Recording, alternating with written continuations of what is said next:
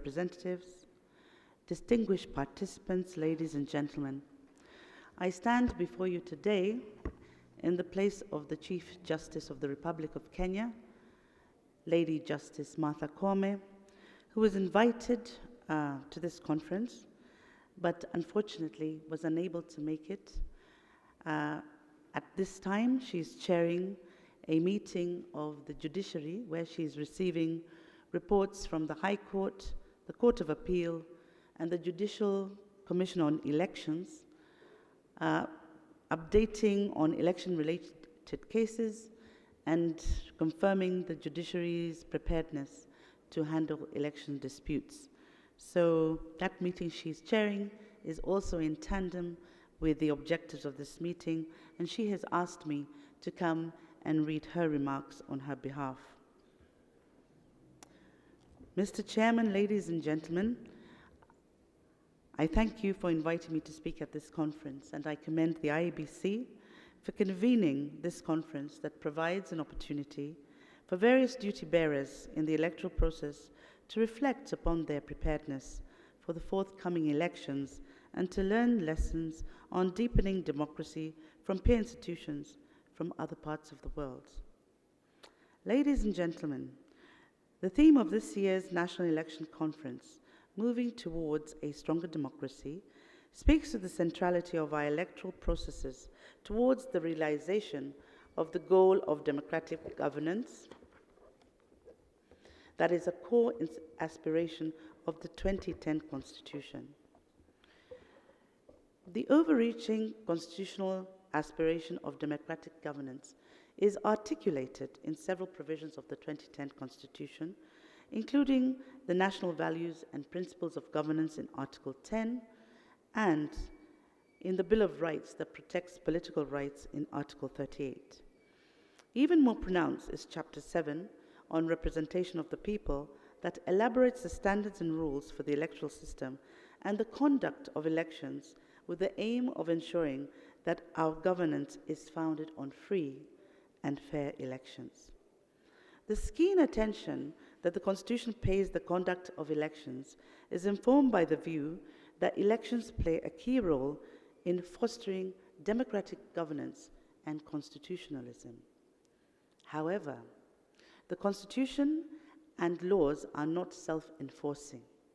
This means that unless all duty bearers, like the IEBC, security agencies, the state, and even the candidates themselves, unless they scrupulously embrace their obligations and citizens become vigilant and actively enforce the commands embodied in the Constitution, the constitutional guarantees that I have mentioned will remain mere words.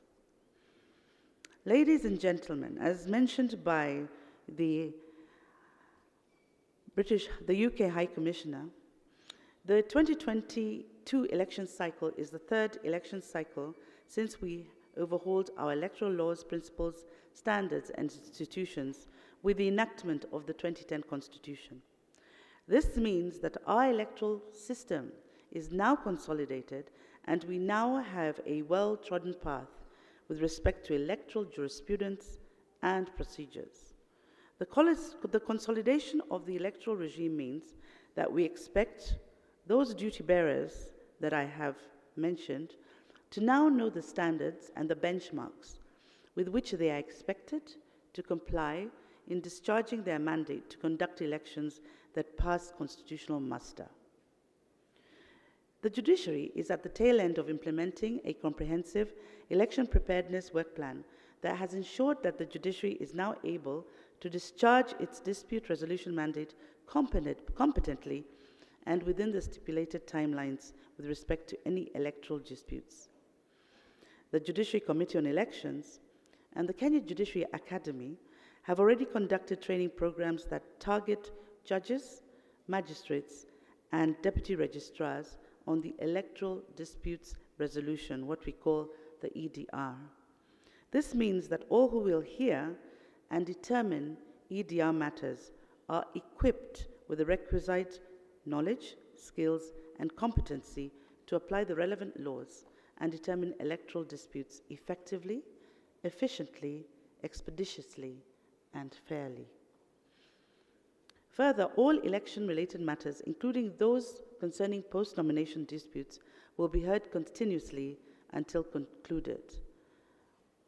The chairman of the IEBC has presented 31 post-nomination cases that he has identified that need to be expedited.